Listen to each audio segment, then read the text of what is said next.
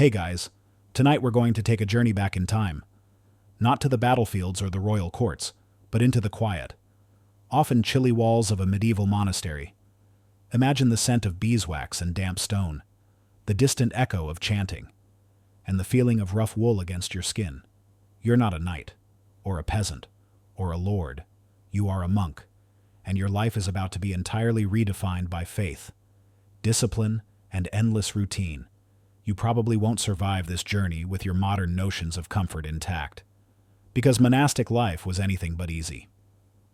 So, before you get comfortable, take a moment to like the video and subscribe, but only if you genuinely enjoy what I do here. And hey, let me know where you're listening from and what time it is for you right now. Now, dim the lights, maybe turn on a fan for that soft background hum, and let's ease into tonight's journey together. You stand at the gate of a massive stone monastery, the heavy oak doors looming before you, the world you once knew, with its noisy markets, its fleeting pleasures, and its earthly temptations, is now behind you. You feel a mix of apprehension and a strange, hopeful peace as you prepare to embrace the monastic call. You are about to enter a medieval monastery, leaving the secular world behind, hoping to dedicate your life entirely to God. This isn't a hasty decision. For months, perhaps even years, you've contemplated this path, seeking a life of spiritual devotion, away from the distractions and dangers of the outside world. Maybe you were a younger son with no inheritance, a scholar seeking quiet study, a penitent seeking redemption, or simply a soul genuinely drawn to a life of prayer and service. A mainstream historical fact is that individuals entered monasteries for a variety of reasons in the Middle Ages, ranging from genuine spiritual calling to social and economic necessity, including aristocratic younger sons or widowed women seeking refuge. You might joke that it was the medieval equivalent of dropping out to find yourself, but with way more chanting and way less avocado toast. As the heavy doors creak open, a robed figure, the doorkeeper, greets you. You are led into the cloister, an enclosed courtyard, a symbolic space separating the monks from the outside world.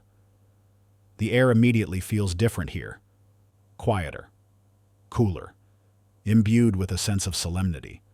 You see other monks moving about, their faces serene or perhaps simply tired, their habits simple and undyed. Your initial period within the monastery is usually that of a novice. This is a probationary period, lasting typically a year, sometimes longer, during which you are taught the rules of the order, primarily the rule of Saint Benedict, which governs most Western European monasteries. You learn the routines, the prayers, the hierarchy, and the strict discipline required. This is your chance to decide if you are truly suited for this life, and for the community to assess your sincerity and suitability. Imagine trying to adapt to a life where every hour is prescribed, every action observed, and every personal desire suppressed. Historians still argue whether most individuals who entered monasteries genuinely experienced a profound spiritual conversion, or if social and economic pressures played a more significant role in their decision. While devotion was certainly a driving force for many, the monastery also offered stability, education, and a respected place in society for those with limited secular prospects. A quirky tidbit: some monastic orders even included lay brothers or oblates who, while not fully ordained monks, dedicated themselves to the monastery's service and spiritual life, often contributing manual labor without necessarily undergoing the full academic and liturgical training. So, even if you weren't destined for the highest echelons of spiritual scholarship, there was still a place for you. You are stripped of your worldly clothes, your hair is cut short or tonsured a shaved crown, and you are given the simple habit of the order. This is a symbolic shedding of your old identity, a physical manifestation of your commitment to a new life. Your personal possessions, if any, are distributed or given to the monastery. From this moment on, your life is no longer your own. It belongs to God and the monastic community. So, as you don the coarse wool habit, feeling its unfamiliar weight and texture, you take a deep breath. You are no longer you in the way you once were. You are a nascent monk, standing on the threshold of a profoundly different existence. The monastic call has drawn you in, and as the heavy doors close behind you, you step fully into a world defined by its sacred mission. Leaving behind the distractions of the secular world for a life dedicated to the divine, with the coarse wool of your new habit against your skin, you quickly come to understand that life in the monastery is built upon unwavering commitment, specifically through the vows of austerity. These aren't suggestions, they are solemn promises of poverty, chastity, and obedience, binding you irrevocably to your new existence. Imagine standing before the abbot and the assembled community in the chapter house, a solemn space filled with the hushed reverence of devoted men. You raise your hand, or perhaps prostrate yourself.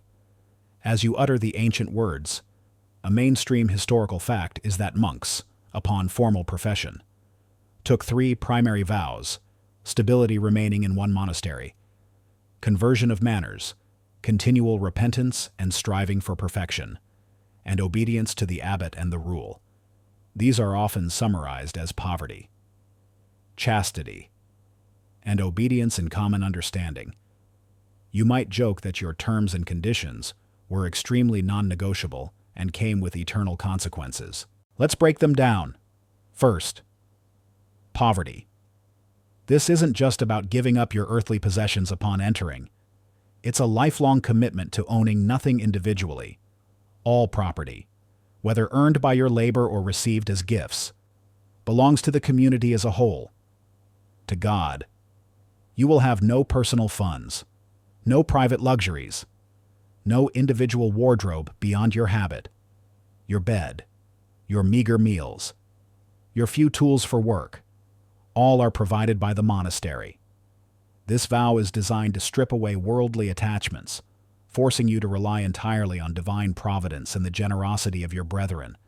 Imagine the liberation, yet also the profound vulnerability of having absolutely nothing you can call your own. Next, chastity. This is a vow of celibacy, a complete renunciation of marriage and sexual relations. You are to live a life dedicated solely to spiritual pursuits, without the distractions or demands of a family or romantic love. This vow requires immense self-discipline and constant vigilance over your thoughts and desires. The monastery provides a sheltered environment, but the internal struggle can be profound. This vow aimed to allow monks to focus entirely on their spiritual journey, seeing their relationship with God as paramount. Finally, obedience. This is arguably the most challenging vow. You promise to obey your abbot in all things, provided they are not contrary to the will of God or the rule. This means submitting your own will, your personal desires, and your individual judgment to the authority of your spiritual superior. Every aspect of your day, from when you wake to what work you do, to where you sit at meals, is dictated by the rule and the abbot's commands. This absolute obedience is seen as a path to humility and spiritual perfection, mirroring Christ's obedience to God. You might joke that your boss was divinely appointed, and his feedback was always right. Historians still argue about the true extent to which these vows were upheld by all monks across all monasteries throughout the medieval period. While the ideal was strict adherence, human nature being what it is, there were undoubtedly instances of private possessions, secret relationships, or defiance of authority, leading to varying levels of corruption and reform movements. The act of taking these vows is not a casual one. It's a profound, public commitment, witnessed by God and your fellow monks. Once taken, these vows are for life. There is no easy way out. To break them is to incur spiritual damnation and severe social ostracism, potentially becoming an outcast from both the secular and monastic worlds. A quirkier tidbit in some stricter orders: monks would undergo a symbolic burial ritual during their profession, lying in a shroud or coffin, signifying their death to the secular world and rebirth into monastic life. So, your induction ceremony was basically your own funeral. The weight of these vows settles upon you, heavy and omnipresent. They shape every decision, every thought, every interaction. They are the scaffolding of your new existence, designed to strip away worldly distractions and refine your soul. So, as you reflect on the solemn promises you've made, you feel the profound shift in your identity. Your former self, with its desires and ambitions, is now submerged beneath the rigorous demands of your calling. The vows of austerity are not just words, they are the living, breathing code that defines your every waking moment, guiding you along the narrow path of spiritual devotion, away from all that you once considered your own, with the weighty vows of poverty, chastity, and obedience now binding your existence. Your daily life within the monastery immediately falls into a precise and unyielding rhythm, the divine office. Your days are structured around rigid hours of communal prayer and chanting, dictating your sleep, your meals, and every moment in between.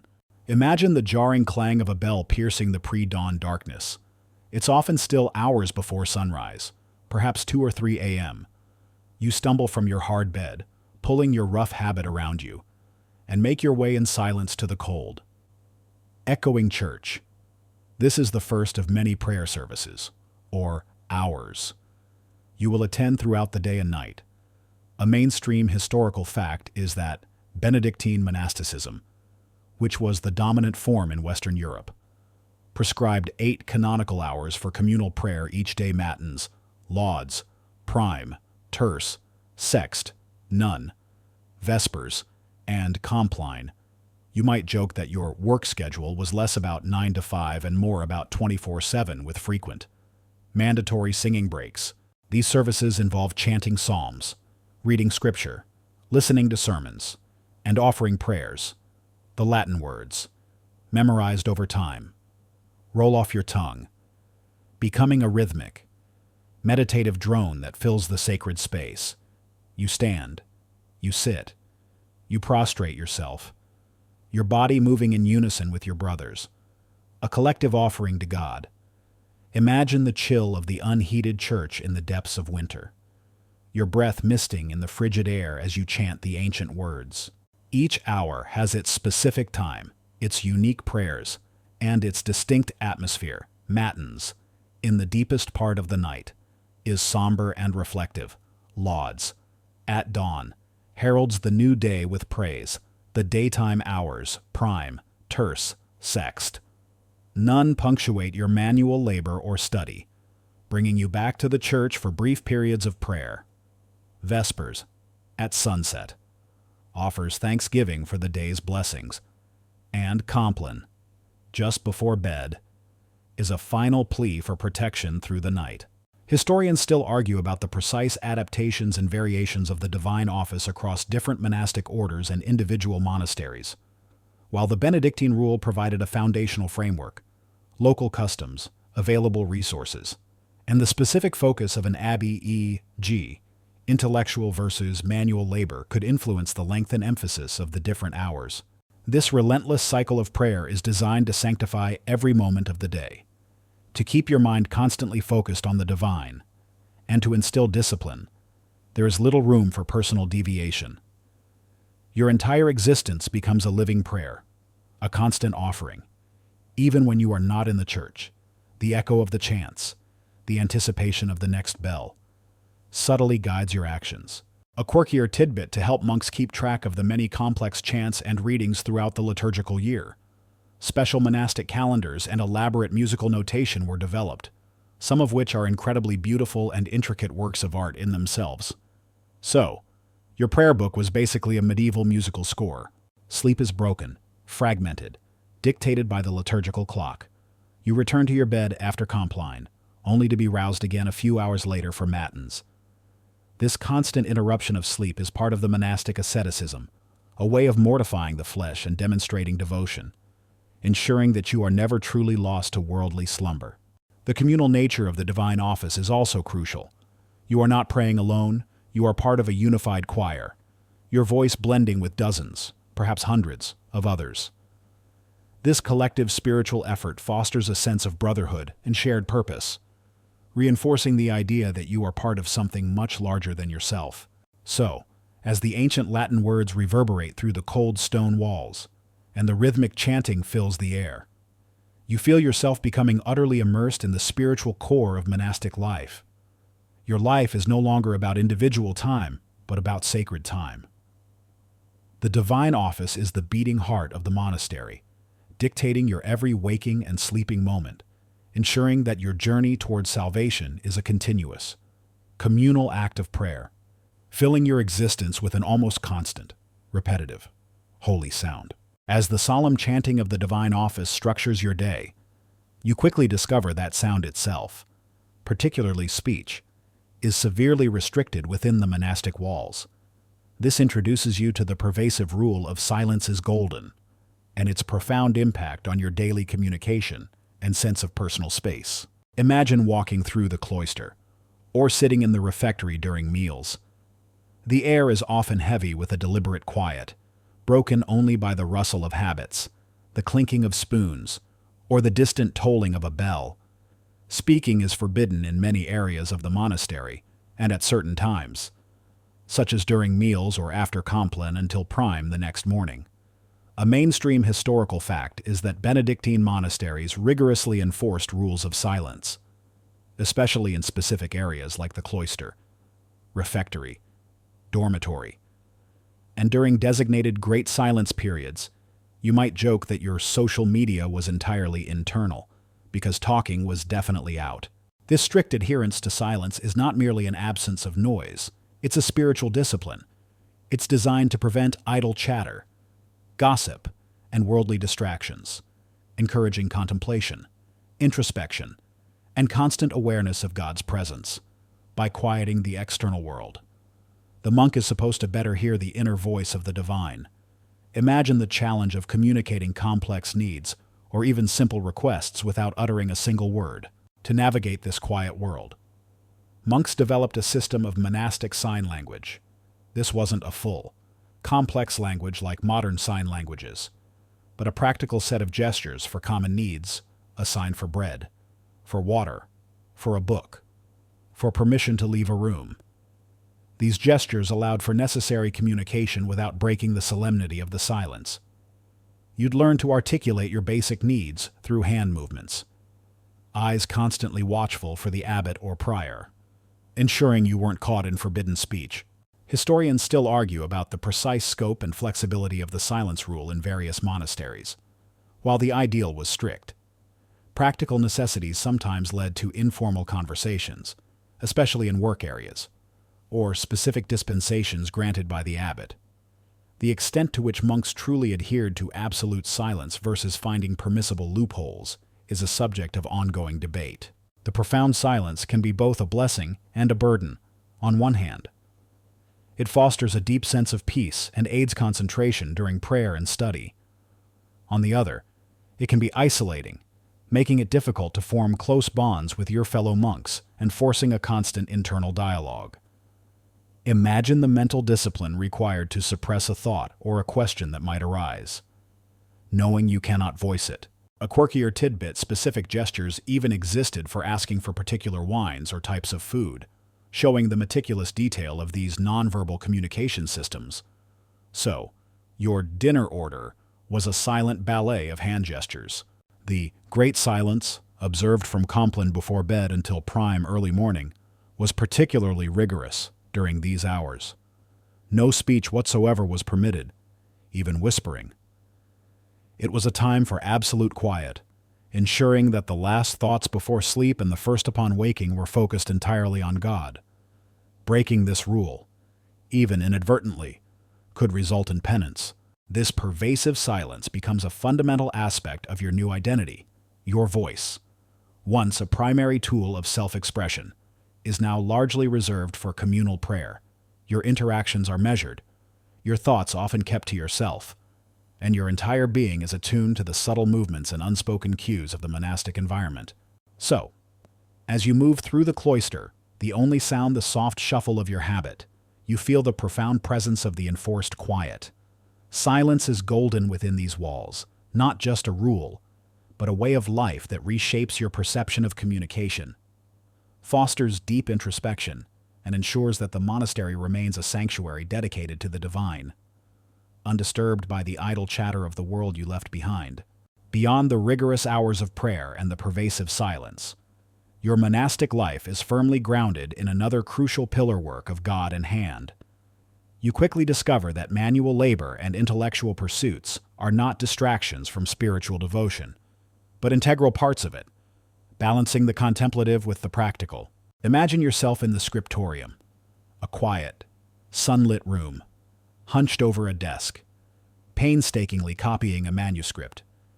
Your hand aches from hours of delicate work, meticulously reproducing text letter by letter, or illuminating intricate initials with vibrant pigments. The scratching of quills is the only sound, punctuated by the occasional turning of a parchment page. A mainstream historical fact is that medieval monasteries were vital centers for the preservation and copying of texts, playing a crucial role in safeguarding knowledge during a period when literacy was scarce outside the church. You might joke that your Netflix subscription involved a lot more ink and a lot less binge-watching. Not all work, of course, is intellectual. You might also find yourself out in the fields, under the open sky, tilling the monastery's land. Perhaps you are planting vegetables in the monastic garden, tending to fruit trees in the orchard, or even helping to brew ale or wine in the monastic cellars. The rule of Saint Benedict emphasized the importance of manual labor, seeing it as a form of asceticism, a way to avoid idleness, which was considered the enemy of the soul, and to ensure the monastery's self-sufficiency. Imagine the feel of cool earth under your hands, a stark contrast to the rough parchment. As you shift from mental to physical exertion, the variety of work within a large monastery is extensive, beyond the scriptorium and the fields. Monks might be engaged in a myriad of tasks: baking bread, cooking meals, mending habits, repairing buildings, managing the infirmary, acting as porters, or even tending to pilgrims and guests. Each task, no matter how humble, is considered a form of prayer, a contribution to the spiritual and material well-being of the community. Your labor is not merely a chore, it is an offering, a way of serving God through practical action. You might joke that your job description was less about specialization and more about being a medieval jack-of-all-trades. Historians still argue about the relative emphasis on intellectual versus manual labor in different monastic orders and individual monasteries. While Benedictines stressed a balance, some orders, particularly later ones, became more specialized, with some focusing heavily on scholarship and others on agricultural innovation or charitable work. The proportion of time dedicated to each could vary widely. This balance between physical work and spiritual contemplation is central to the monastic ideal. The physical exertion prevents sloth and keeps the body disciplined, while the intellectual work feeds the mind and soul. It ensures that monks are not simply idle contemplatives, but active participants in the earthly realm, using their hands and minds to glorify God. A quirkier tidbit: some monasteries were renowned for their innovative agricultural techniques, experimenting with crop rotation, irrigation, and animal husbandry, effectively acting as early research and development centers that significantly contributed to medieval farming practices. So, your holy order was also accidentally a pioneer in sustainable agriculture, even within your work. The rules of silence often apply. You perform your tasks in quiet contemplation, your mind focused on the spiritual significance of your labor, rather than engaging in idle chatter. This turns even the most mundane chores into opportunities for meditation and prayer, reinforcing the pervasive spiritual atmosphere of the monastery. So, as you shift from meticulously copying a sacred text to diligently tending the monastery's herb garden, you feel the rhythm of a life dedicated to both heavenly and earthly pursuits. Your existence is defined by the work of God and hand, a harmonious blend of spiritual devotion and practical labor that ensures the monastery's self-sufficiency, disciplines your body, and elevates every mundane task into a sacred offering, all in the service of a higher purpose.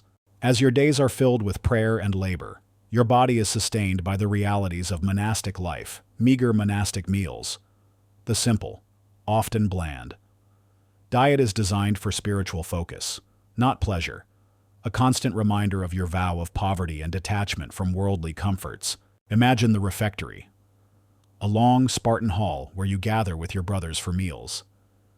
The atmosphere is quiet, often broken only by the voice of a monk reading aloud from scripture or a holy text. The food placed before you is plain, perhaps a bowl of vegetable pottage, a chunk of coarse bread, and a cup of watered-down ale or cider.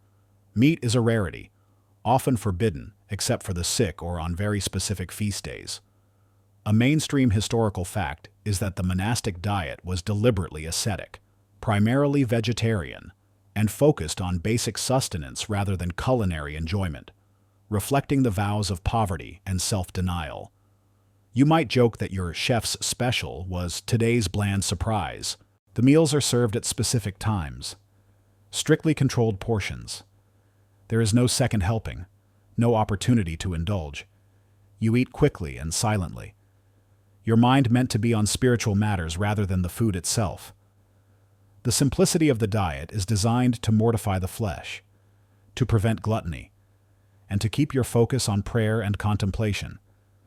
Imagine the gnawing hunger that might persist even after a meal, a constant companion, especially if your manual labor has been particularly strenuous. Fasting is a regular part of the monastic calendar, particularly during Advent and Lent. During these periods, your diet becomes even more restricted. Perhaps only one meal a day, or specific foods are entirely forbidden. This rigorous fasting is a practice of penance, a way of purifying the soul and drawing closer to God through self-denial. It requires immense willpower, especially when your body is already depleted. Historians still argue about the actual nutritional adequacy of the medieval monastic diet, while deliberately meager. Many monasteries had gardens and access to fresh produce, and fish was often a primary source of protein. However, the overall lack of dietary variety and caloric intake for consistently active monks likely led to common deficiencies and general ill health. Despite the intention for spiritual benefit, the quality of the food, even within its simplicity, can vary greatly depending on the wealth and resources of the individual monastery. Some richer abbeys might have better access to fresh produce, fish ponds, or brewing facilities. Poorer monasteries, however, would offer truly basic fare, sometimes bordering on starvation, especially in times of famine or hardship. A quirkier tidbit: despite the general prohibition on meat, some monastic rules made exceptions for poultry and certain other animals, or allowed for dispensations for reasons of health or hospitality, leading to surprisingly complex interpretations of dietary restrictions within different orders. So, while you largely skipped steak, a chicken might occasionally make an appearance. Even the process of eating is an exercise in humility and discipline. You do not choose your food. It is given to you. You do not speak during meals, further reinforcing the communal, yet silent, nature of your shared experience. This ritualized eating transforms a basic human need into another opportunity for spiritual growth and detachment from worldly pleasures. So, as you push a piece of coarse bread into your mouth, tasting its blandness, you understand that every bite is a lesson in self-denial. Your meager monastic meals are not designed to delight your palate but to purify your spirit, reminding you daily of your vow of poverty and your commitment to a life free from earthly indulgences, making even the act of eating another step on your rigorous spiritual journey. As your stomach adapts to the meager meals, your body constantly feels the presence of your habit. Your clothing, rough and ready, serves not as comfort or fashion, but as a deliberate symbol of humility and detachment, often unwashed and perpetually itchy, a constant reminder of your chosen asceticism. Imagine the feel of coarse, undyed wool against your skin, day in and day out. It's often scratchy, sometimes heavy, and designed for durability and simplicity, not softness or warmth, especially in the chill of a stone monastery. Your habit consists of a tunic, a scapular, a long strip of cloth worn over the tunic, and a cowl or hood, a rope belt, often with knots symbolizing your vows, cinches it at the waist. A mainstream historical fact is that monastic habits were typically made from undyed, coarse wool or linen, deliberately simple in design to reflect the vows of poverty and humility, and were rarely washed with the same frequency as modern clothing. You might joke that your fashion statement was entirely about spiritual suffering. The lack of frequent washing is a significant discomfort, while some monasteries might have access to rivers or simple washing facilities. The concept of daily full-body washing and laundering of clothes was not common in the Middle Ages, particularly for monks practicing asceticism. Your habit would accumulate dirt, sweat, and body odor over days or even weeks, adding to its rough texture and overall unpleasantness. Imagine the persistent itch, the faint, earthy smell that clung to you, a constant companion. The habit's simplicity means it offers little in the way of warmth in winter or coolness in summer. In unheated stone buildings, the chill would seep into your bones, and your rough wool habit, while providing some insulation, would never be truly warm. In summer, it could be stifling, causing you to sweat profusely. This discomfort is part of the discipline, a constant reminder of your detachment from worldly comforts.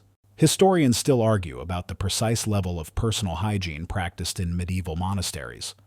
While records indicate some use of bathhouses and basic washing, the emphasis was often on spiritual purity over bodily cleanliness, meaning that the habits would generally remain unwashed for long periods, reinforcing the ascetic ideal. Your habit is not only your clothing, but also a uniform, a visible sign of your commitment to the monastic life and your specific order. It marks you as a monk, distinguishing you from the secular world you have abandoned. There is no individual choice in style or color. Uniformity reinforces the communal identity and eliminates any sense of personal vanity. A quirkier tidbit, some monastic orders had specific rules about the number of habits a monk could possess, often limiting it to just one or two, further reinforcing the vow of poverty and ensuring that even in clothing, there was no excess. So, your wardrobe refresh happened about as often as a comet sighting. Mending your habit is a regular chore. As you engage in manual labor, the rough fabric tears, snags, and wears thin. You learn to patch and repair it yourself, ensuring that it remains functional, even if it looks perpetually worn and mended. This act of mending further reinforces the value of poverty and the refusal to seek new possessions. So, as you feel the persistent scratch of the unwashed wool against your skin, you understand that your attire is more than just practical clothing.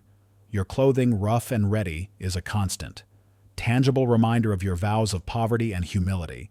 It's designed to bring a subtle, perpetual discomfort, ensuring that even in your most basic daily needs, you are reminded of your spiritual calling and your deliberate detachment from the fleeting comforts and vanities of the secular world. As the rough habit chafes against your skin, a more intimate discomfort awaits you at the end of each long, disciplined day sleeping on boards. Your bed is not a haven of softness, but a deliberate instrument of humility, a constant reminder of your vow to detach from worldly comforts, even in your most vulnerable moments of rest. Imagine lying down after a full day of chanting, working, and silent contemplation. Your bed is likely a simple wooden board or a straw mat laid directly on the cold stone floor of the dormitory. There might be a thin, coarse blanket for cover, but certainly no soft mattress or plush pillows. A mainstream historical fact is that monastic sleeping arrangements were deliberately austere, often consisting of hard surfaces like wooden boards or straw-filled pallets, reflecting the ascetic principles of self-denial and mortification of the flesh. You might joke that your sleep number was just hard, because comfort wasn't even on the spectrum. The dormitory itself is often a large, unheated communal room, filled with the rhythmic breathing and occasional snores of your fellow monks. There is little privacy. Individual cells, if they exist at all, are rare and usually reserved for abbots or priors. You sleep fully clothed in your habit, as modesty and the readiness for the next prayer service are paramount. Imagine the persistent ache in your back and hips as your body tries to find comfort on an unyielding surface. Night after night, your sleep is not continuous. As we discussed, the divine office dictates your schedule, meaning you are woken abruptly in the deepest hours of the night for matins. You might get a few hours of sleep, then an hour or two for prayer, then another few hours of broken rest. This fragmented sleep is a deliberate practice, designed to ensure you are never fully immersed in worldly slumber, always ready for spiritual duties, and constantly reminded of your ascetic commitment. You might joke that your alarm clock was divine intervention, typically a very loud bell. Historians still argue about the exact historical prevalence of communal dormitories versus individual cells in medieval monasteries. While communal sleeping was the norm in early Benedictine practice, later monastic reforms and the growth of larger, wealthier abbeys sometimes saw the introduction of small, individual cells, though these were still simple and lacked comforts. The purpose of sleeping on a hard surface is entirely spiritual. It's a form of penance, a way of denying the body its natural desire for comfort and ease. This constant discomfort is intended to keep your mind focused on the spiritual, preventing you from becoming too attached to earthly pleasures, even in your dreams. A quirkier tidbit: some monks reportedly placed pebbles or thorns under their sleeping mats to increase the discomfort, going beyond the basic requirement to further embrace extreme asceticism, believing it would bring them closer to God. So, your sleep aid might have been actual pain. Waking up is never truly refreshing. Your body is stiff, often sore, and your mind is perpetually tired from the fragmented sleep. Yet, you rise without complaint, driven by the unwavering discipline of your vows and the deep-seated belief that these daily mortifications are bringing you closer to salvation. The cold floor, the thin blanket, the broken sleep, these are all part of your deliberate path to spiritual purity. So, as you slowly lie down on your hard surface, feeling the cold seep into your weary bones, you understand that even your rest is an act of devotion. Your life of sleeping on boards is a constant, tangible sacrifice, ensuring that your body is never truly at ease, always reminding you of your detachment from the world and your unending commitment to a spiritual existence where comfort is a temptation to be overcome, even in your dreams, even if your sleep was interrupted and your bed uncomfortable. The ultimate price for any deviation from the rule was punishment and penance, discipline for infractions, from minor slips to more serious transgressions, could range from public humiliation to severe physical suffering, all designed to purify your soul and reinforce the monastic order.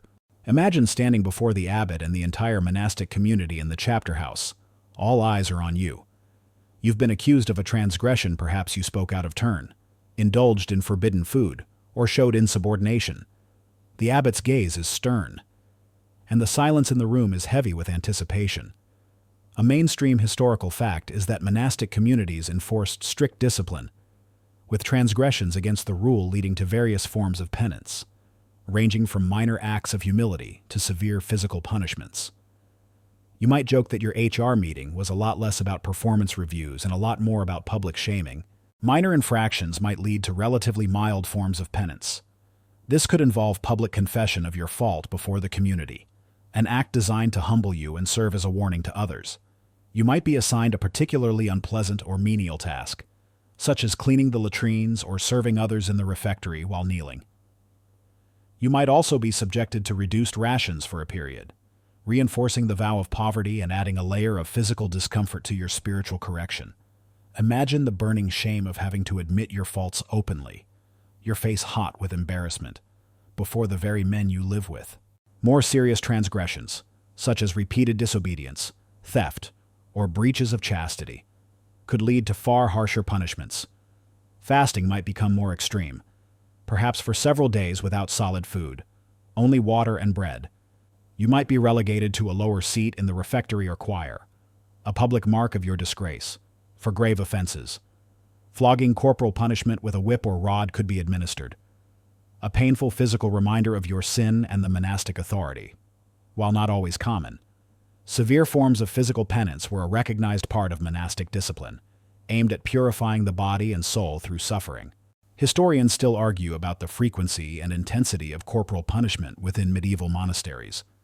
While the rule of Saint Benedict itself advocated for mildness, the practical application varied widely between abbots and orders, with some periods in monasteries known for a more rigorous and even brutal enforcement of discipline.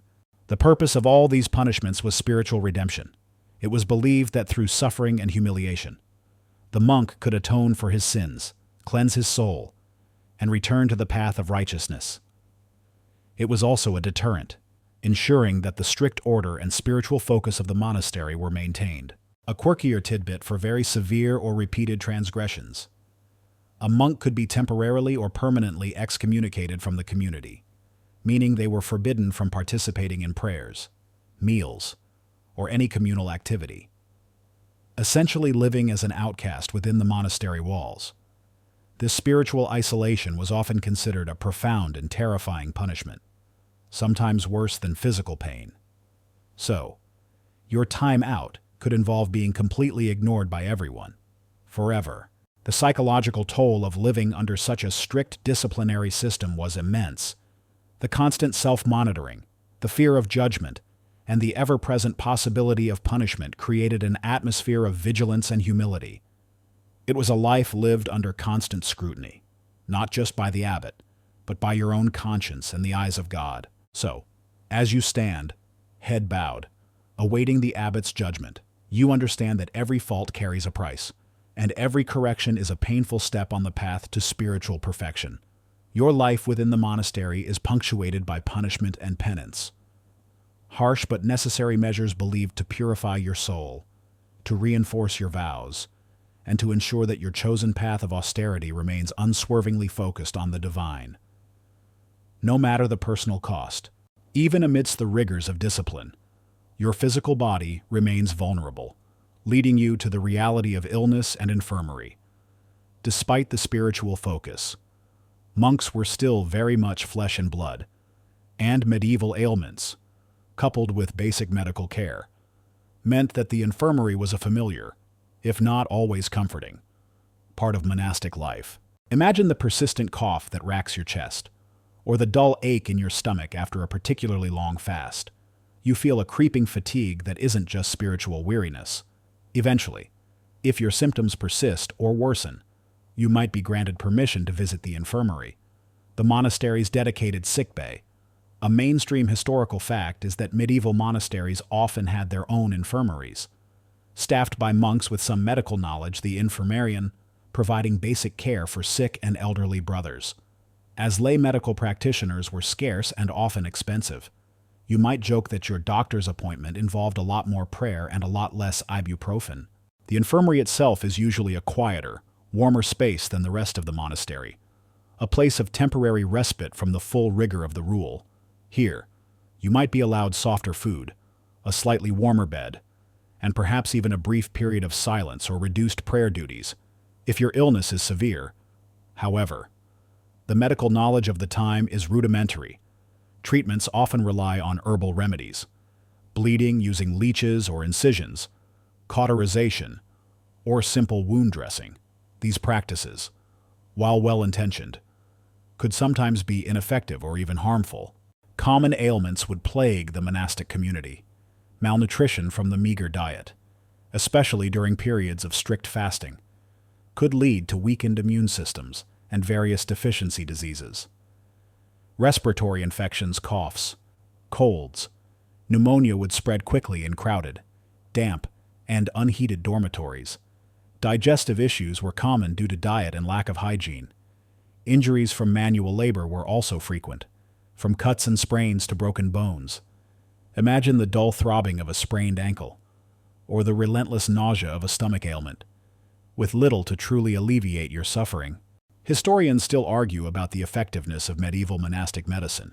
While some monastic libraries preserved ancient medical texts like those of Hippocrates and Galen, and some monks undoubtedly possessed significant practical knowledge of herbs and basic surgery, the overall scientific understanding of disease was limited, and treatments were often based on superstition or outdated theories like the humoral theory. The infirmarian, the monk responsible for the sick, would do his best with the resources available. He might be skilled in identifying medicinal herbs from the monastic garden, or in setting a simple bone. However, without a modern understanding of germs, hygiene in the infirmary, though likely better than outside, would still be poor by today's standards, potentially leading to secondary infections. A quirkier tidbit, some monastic infirmaries even had dedicated convalescent areas, or separate buildings where monks could slowly recover after a serious illness, and sometimes even had small, individual latrines, offering a rare glimpse of slightly improved personal conditions for the very ill. So, your recovery room might have included a private bathroom, a true luxury. Death was a frequent visitor to the infirmary, with limited understanding of disease, and no antibiotics or advanced surgical techniques. Many illnesses could prove fatal. The passing of a brother was a solemn, but not uncommon, event, often followed by specific prayers and rituals for the soul of the deceased. Your illness, if severe, was a test of your faith, a painful journey towards either recovery or eternal rest. So, as you lie on your simple bed in the infirmary, feeling the dull ache of your ailment, you understand that even the most devout life is bound by the fragility of the body.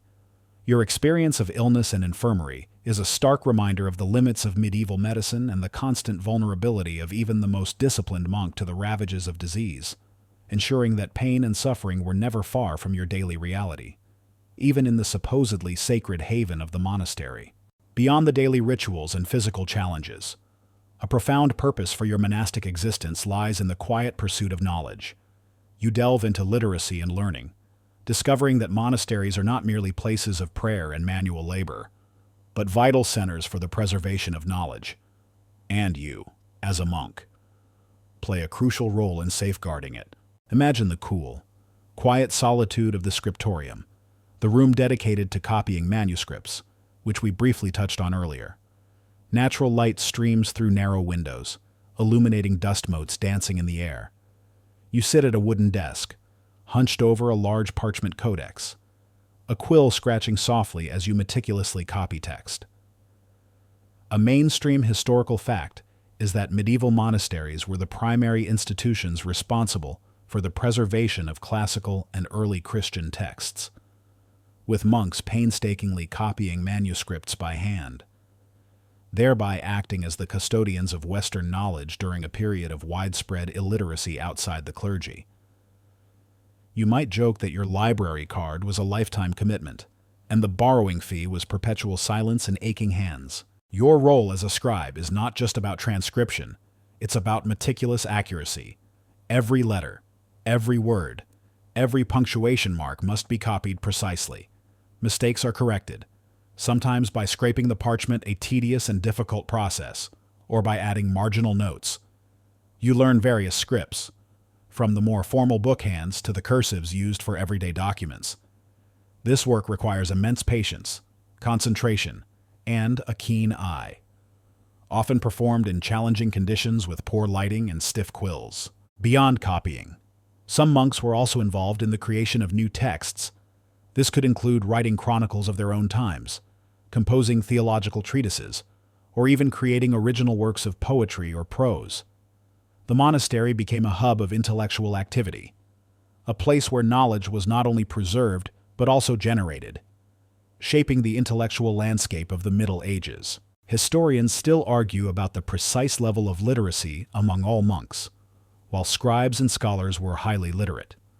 Many monks, particularly those from humble backgrounds or those primarily engaged in manual labor, might have possessed only basic literacy, sufficient for understanding liturgical texts but not for scholarly work. The monastic ideal certainly promoted literacy, but individual capabilities varied. The process of creating a manuscript is incredibly labor-intensive. Parchment, made from animal skins, had to be prepared, a lengthy and smelly process. Inks had to be mixed from natural pigments. Quills needed constant sharpening. And then came the copying itself, word by agonizing word, sometimes taking months or even years for a single large volume. Imagine the pride you would feel, however humble, upon completing a beautifully copied and illuminated manuscript, knowing you had contributed to the eternal legacy of knowledge. A quirkier tidbit: medieval manuscripts were sometimes palimpsests, meaning older texts were scraped off parchment to make room for new ones, usually due to scarcity of materials. Modern technology has sometimes allowed scholars to recover these underlying texts, revealing lost knowledge. So, your ancestors might have literally written over someone else's ancient book. The monastery's library, often a cold, dusty room filled with heavy wooden presses, is your sanctuary. Here, you have access to a wealth of knowledge unparalleled in the outside world: theological works, classical literature, philosophical treatises, and scientific texts as understood at the time. You are part of an exclusive club, privy to the accumulated wisdom of centuries, a stark contrast to the vast majority of the illiterate population. So, as you carefully ink the final flourish on a letter, your eyes tired, but your spirit nourished, you understand that your silent labor holds immense power. Your dedication to literacy and learning ensures that the wisdom of the past is not lost to the ravages of time. You are a silent guardian of knowledge, meticulously preserving the intellectual heritage that will illuminate future generations, proving that even in a life dedicated to prayer, the work of the mind holds profound and lasting significance. While your monastic life is largely confined to the cloister, it isn't entirely cut off from the world you left behind. You experience outside world connections, albeit limited ones, as monks often interacted with secular life, typically for the monastery's business or the spiritual welfare of the community. Imagine a dusty, weary traveler arriving at the monastery gate, seeking alms, lodging, or perhaps a spiritual consultation. It might be a local peasant, a traveling merchant, or even a noble on a pilgrimage. Your role might involve tending to guests in the guest house, a separate building dedicated to hospitality, or assisting the cellarer or the monk in charge of provisions in dealing with visiting merchants. A mainstream historical fact is that monasteries, while aiming for spiritual seclusion, were deeply integrated into medieval society, serving as economic centers, landlords, charitable institutions, and places of refuge for travelers and pilgrims. You might joke that your social calendar involved a lot more charity and a lot less small talk. Your interactions with the outside world are carefully regulated by the abbot and the rule. You are generally not permitted to leave the monastery grounds without specific permission, and your interactions with secular individuals are usually formal and brief, focused on the business at hand. This strict control is designed to prevent worldly distractions and temptations from encroaching upon the spiritual life of the monks. However, the monastery itself is a significant economic entity. Its lands need to be managed, its produce sold, and its supplies acquired. This means certain monks, such as the cellarer or the bursar treasurer, would regularly interact with merchants, farmers, and even local lords or royal officials. They might travel to markets, negotiate prices, or collect rents, serving as the monastery's link to the wider economy. Imagine the contrast between the quiet contemplation of the cloister and the bustling, noisy atmosphere of a medieval market, a jarring reminder of the world you've forsaken. Historians still argue about the extent to which these necessary interactions with the outside world sometimes led to corruption or a weakening of monastic ideals. While essential for the monastery's survival, too much engagement with secular affairs could, and sometimes did, distract monks from their spiritual duties, leading to calls for reform. Monasteries also served vital social functions. They offered charity to the poor, medical care to the sick as we discussed in the infirmary, and often provided education to the local populace, particularly through their schools. They acted as spiritual counselors, confessors, and sometimes even arbitrators in local disputes. Your interactions might involve comforting the afflicted or offering spiritual guidance to those who sought it. A quirkier tidbit, some monastic orders became incredibly wealthy and powerful landowners, sometimes wielding more influence than local nobles, leading to complex political relationships and even military involvement in disputes, though this was generally discouraged by monastic rules. So, your quiet spiritual retreat could also be a surprisingly influential economic powerhouse. Pilgrims were another common connection to the outside world. Many monasteries housed relics of saints or were located on pilgrimage routes, drawing a steady stream of visitors seeking spiritual blessings. Your duties might involve welcoming these pilgrims, guiding them to the shrines, or offering them spiritual comfort, providing a brief glimpse into the hopes and anxieties of the secular faithful. So, as you greet a weary traveler at the gate, or negotiate with a grain merchant, you are reminded that even within your secluded life, you are not entirely isolated. Your outside world connections, though limited and carefully managed, are essential for the monastery's survival, its charitable mission, and its role as a spiritual beacon in a turbulent medieval world, ensuring that even in your detachment, you remain a vital thread in the intricate tapestry of society. building upon your limited interactions with the outside world. Some monks, under very specific circumstances, might experience an even deeper connection to the wider Christian landscape through pilgrimages and relics. These rare opportunities for travel allowed you to seek spiritual solace or venerate holy objects, offering a profound, if temporary, break from monastic routine. Imagine the excitement, and perhaps a touch of apprehension, as you receive permission from your abbot to undertake a pilgrimage. This isn't a casual journey, it's a profound spiritual undertaking, often for a specific intention, seeking healing, penance for a sin, or simply to deepen your faith. You would travel on foot, often with a few other brothers, carrying only what is essential: your habit, a staff, a small pouch for alms, and perhaps a copy of the rule. A mainstream historical fact is that pilgrimages to holy sites, such as Rome, Jerusalem, or Santiago de Compostela, were significant spiritual journeys for medieval Christians, and monks, though bound by stability, were occasionally granted permission to undertake them. You might joke that your vacation package involved blisters and a lot of uncomfortable sleeping arrangements. The journey itself is an act of devotion. You face the dangers of the road bandits, harsh weather, sickness, and the general discomfort of medieval travel. Each step is a prayer, each hardship a form of penance. You rely on the hospitality of other monasteries, inns, or even sympathetic villagers along the way. Imagine the vastness of the medieval landscape unfolding before you, a stark contrast to the familiar, enclosed walls of your abbey. The destination of your pilgrimage would often be a shrine housing relics, physical remains or possessions of saints believed to possess spiritual power. This could be a bone fragment of a martyr, a piece of the true cross, or a personal item belonging to a venerated holy figure. Veneration of relics was a cornerstone of medieval piety, believed to facilitate miracles, provide blessings, or intercede with God. Imagine standing before a revered relic, feeling a profound sense of awe and connection to the divine, a moment of intense spiritual potency that transcends your everyday monastic life. Historians still argue about the genuine spiritual motivations versus the economic and social functions of pilgrimages and the veneration of relics. While profound faith undoubtedly drove many, pilgrimages also boosted local economies, fostered cultural exchange, and allowed individuals, including monks, to gain social prestige through their arduous journeys. These journeys were incredibly rare for most monks. The vow of stability meant that your primary duty was to remain within your monastery.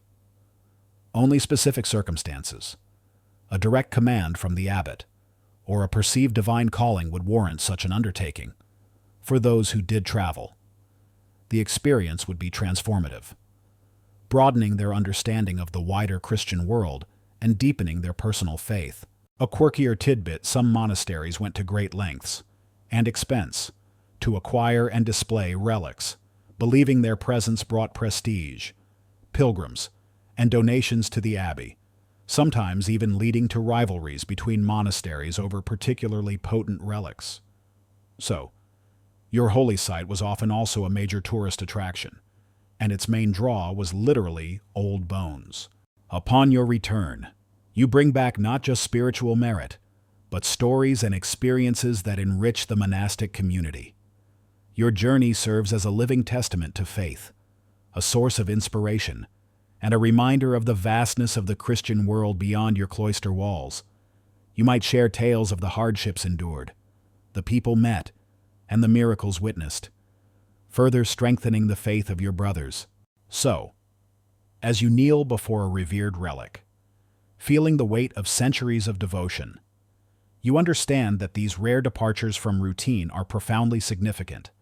Your journey on pilgrimages and relics offers a unique glimpse into the broader spiritual landscape of the Middle Ages, enriching your monastic life with a deeper sense of connection to the universal church and the enduring power of faith. Even as you eventually return to the familiar confines of your abbey, despite the sacred routines and occasional journeys, your monastic life is not without its trials. You witness and perhaps participate in the challenges and corruption that inevitably arise. both from within the cloister and from external pressures, reminding you that even a life dedicated to God is vulnerable to human failing and worldly interference. Imagine the hushed whispers of discontent in the refectory, or the subtle tension in the chapter house when a new rule is proposed. Not all monks are equally devout, and not all abbots are equally just. You observe instances where the vows of poverty, chastity, and obedience are strained, perhaps even broken. A mainstream historical fact is that throughout the Middle Ages, monasteries, despite their spiritual ideals, frequently faced issues of internal corruption, lax discipline, accumulation of wealth, and external interference from secular lords or bishops. You might joke that your holy order sometimes felt a bit more like a holy mess. Internal challenges are often the most insidious. The vow of poverty might be undermined by individual monks holding on to secret personal possessions, or by the monastery itself accumulating vast wealth and living in a manner more akin to secular lords than humble servants of God. The vow of chastity could be tested by human desires, leading to secret liaisons or moral laxity, and obedience could break down, with monks defying the abbot's authority, engaging in factions, or simply falling into idleness and negligence. Imagine the quiet resentment brewing when some brothers seem to work less or enjoy more privileges than others, eroding the communal spirit. External pressures also plague monastic life. Powerful local lords might try to assert control over a wealthy abbey, appointing their own family members as abbots regardless of spiritual suitability, or demanding financial contributions and political support. Bishops or popes might intervene in monastic affairs, sometimes for reform, sometimes for their own political gain. These external forces could disrupt the monastery's spiritual focus, leading to internal divisions and a decline in discipline. Historians still argue whether periods of widespread monastic corruption were the norm or merely intermittent deviations from a generally devout ideal, while reform movements frequently arose to address such issues. The constant tension between spiritual aspiration and worldly realities suggests that challenges were a persistent feature of monastic history. The very wealth and prestige of a successful monastery could become a source of temptation and a magnet for outside interference.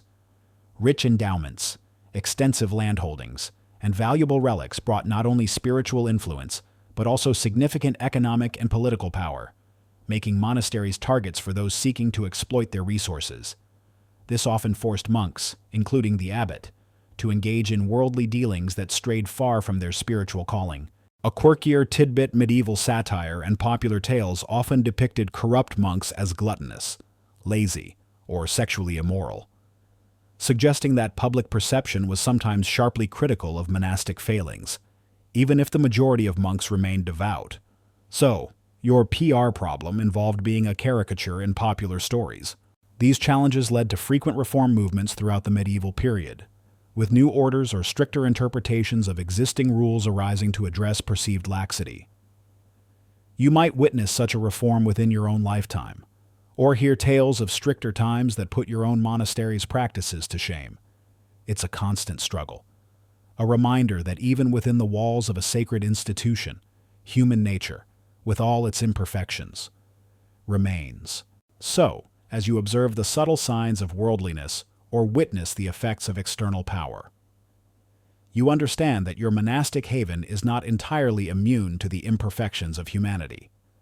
The challenges and corruption within the cloister are a constant reminder that even a life dedicated to God faces trials, both from within and without, proving that the path to spiritual purity is a continuous, arduous struggle against the ever-present temptations and influences of the world. Despite the internal challenges and external pressures, your monastic life ultimately contributes to something far grander than your individual existence. You come to understand the enduring legacy of the cloister, realizing how your seemingly isolated world profoundly shaped medieval society and culture in ways that still resonate today. Imagine looking back over your decades in the monastery. You've spent countless hours in prayer, in the scriptorium, in the fields, living a life largely hidden from the bustling world outside. Yet, your collective efforts, and those of thousands of monks like you across Europe, have built a foundation that extended far beyond the monastery walls. A mainstream historical fact is that medieval monasteries were instrumental in preserving classical learning, fostering education, providing social welfare, and acting as centers of economic development, thereby leaving an indelible mark on European civilization. You might joke that you were part of the original think tank, but with more incense and less air conditioning. Firstly, your contribution to knowledge preservation is immense. As a scribe, you've meticulously copied ancient texts, not just religious scriptures, but also works of classical philosophy, science, and literature. Without this tireless work in the scriptoria, much of the intellectual heritage of Greece and Rome would have been lost during the turbulent early Middle Ages. Monasteries were the libraries, universities, and publishing houses of their time, single-handedly safeguarding the intellectual patrimony of Western civilization. Secondly, monasteries were centers of education and intellectual life. Beyond training new monks, many abbeys ran schools for noble and sometimes even common children, transmitting literacy and learning. The intellectual pursuits within the cloister contributed to theological thought, philosophy, and early scientific inquiry, shaping the intellectual discourse of the age.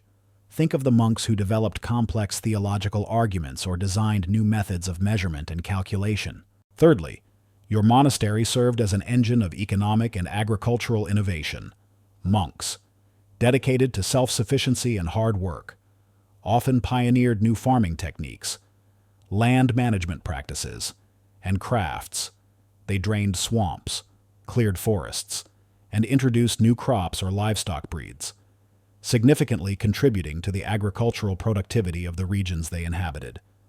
They were, in essence, early economic development hubs. Historians still argue about the precise degree to which monastic institutions stifled or fostered genuine intellectual innovation, while undoubtedly preserving knowledge. The emphasis on copying and traditional theological interpretations could, at times, limit radical new thought, yet breakthroughs certainly occurred within the monastic framework. Beyond these tangible contributions, monasteries played a crucial role in social welfare.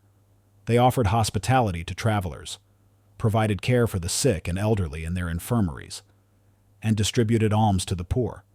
In a world without state-sponsored social services, monasteries often served as vital safety nets, embodying Christian charity in action. A quirkier tidbit, some monastic orders, like the Cistercians, became particularly renowned for their architectural and engineering prowess, constructing vast and impressive abbeys, often in remote locations, showcasing advanced building techniques that influenced secular architecture as well. So, your quiet, contemplative life also involved a surprising amount of heavy construction and design. Finally, the spiritual legacy is undeniable. Monasteries provided a spiritual anchor for medieval society, a constant reminder of piety and devotion.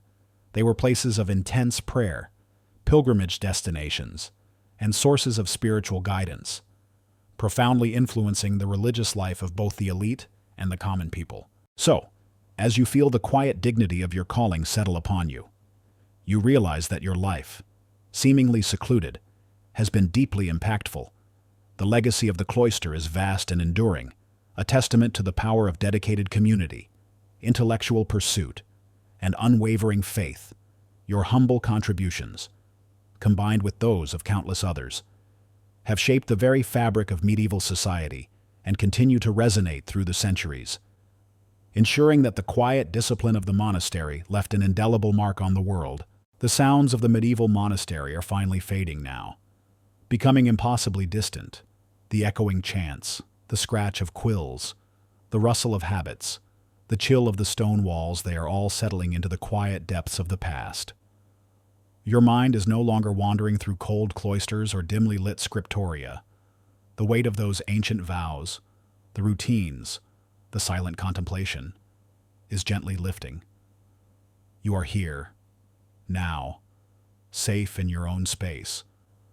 Feel the softness beneath you, the cool air on your skin. There's nothing left to worry about, nothing to analyze, just the quiet calm of your room, drawing you deeper into peaceful rest. Let the stories melt away. leaving only the soft hum of the fan or the distant murmur of the night. Sleep now, deeply and serenely. End of script. Sweet dreams.